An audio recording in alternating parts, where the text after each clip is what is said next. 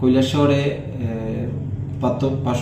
পার্শ্ববর্তী দেশ বাংলাদেশ যখন বাংলাদেশে অবৈধভাবে বাঁধ নির্মাণ করে কৈলাসহরের আমাদের মনু নদীর পাড়ে বাংলাদেশের বাঁধ নির্মাণ করার কারণে কৈলাসহর মানে প্লাবিত হওয়ার আশঙ্কা দেখা যায়। এমতো অবস্থায় এটা রাজ্যের মুখ্যমন্ত্রীর গোচরে নেওয়া হয় এবং দিল্লি থেকে আমরা জানি স্বরাষ্ট্র মন্ত্রকের তৎপরতায় এবং রাজ্যের মাননীয় মুখ্যমন্ত্রীর ইয়েতে অতি সত্বর সেখানে কাজ শুরু করার জন্য ওয়াটার রিসোর্স ডিপার্টমেন্ট কৈলাসহরকে সেখানে বলা হয়। সঙ্গে সঙ্গে ডিপার্টমেন্টের সেক্রেটারি সাহেব গীতে স্যার এবং চিফ ইঞ্জিনিয়ার স্যার ভিজিট করেন এবং উইদিন 10 ডেজের মধ্যেই ওরা টেন্ডার প্রসিডিউর কমপ্লিট করে। কাজের মধ্যে টোটাল 4টা কৈলাসহরে জায়গাতে সেখানে টেন্ডার হয়।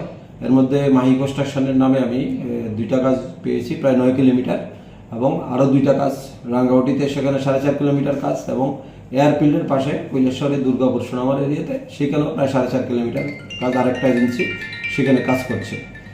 এই পরিস্থিতিতে আমরা মার্চ মাসের 4 তারিখে দপ্তর থেকে আমাদেরকে ওয়ার্ক অর্ডার দেওয়া হয় এবং আমাদেরকে চিফ ইঞ্জিনিয়ার সাহেব কৈলাসহরে হোল্ড করেন যে কাজ শুরু করে উনি নিজে থেকে কাজ করাবেন। আমাদেরকে আন্ডারটেকিং দেয় উইদিন 3 ডেজ 4 ডেজ কাজ শুরু করতে। আমরা 4 তারিখে বিকালবেলা থেকে আমরা কাজ শুরু করি। কাজ শুরু করার পরে আমাদের ডিউরেশন টাইম মানে কমপ্লিশন টাইম হচ্ছে 90 ডেজ, 90 দিনের মধ্যে কাজ শেষ করে দিতে হবে। এমতো অবস্থায় আমরা ফুল এফোর্ট লাগিয়ে বর্ষাও তখন এসে যাচ্ছে, এই পরিস্থিতিতে আমরা প্রায় 90% কাজ আমার যে 2টা প্যাকেজে আমি কমপ্লিট করি এবং রিপোর্টও দিই ডিপার্টমেন্টের ইঞ্জিনিয়ার, এক্সিকিউটিভ ইঞ্জিনিয়ার, SDO ওনারাও সাইডে ছিলেন এবং আমরা যুদ্ধকালীন তৎপরতায় যতটুকু সম্ভব আমরা কাজের প্রোগ্রেস করি।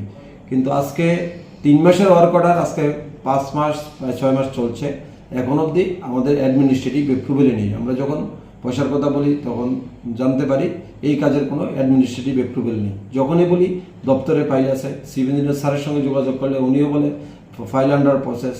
তো এখন হচ্ছে আপনারা জানেন আজকে 3-4 দিন ধরে আবার হালকা এবং মাঝারি বৃষ্টি হচ্ছে এবং যেই জায়গাগুলিতে আমরা এই এম্বার্কমেন্টকে রাইজিং করছি, হাইট করছি, ওই জায়গাগুলিতে ব্ল্যাক টপ কার্পেটিং রাস্তা ছিল, কোথাও সলিড রাস্তা ছিল এবং বিশেষ করে এই এরিয়াগুলিতে শহরের অংশ বিশেষ অংশ পড়েছে। এখানে হাজার হাজার লোকের বাস, ই রিক্সা, মানুষের ঘর থেকে বেরোতে পারছে না, বাচ্চা স্কুলে যেতে পারছে না, 2-3 বার শহরে রোড ব্লক হচ্ছে।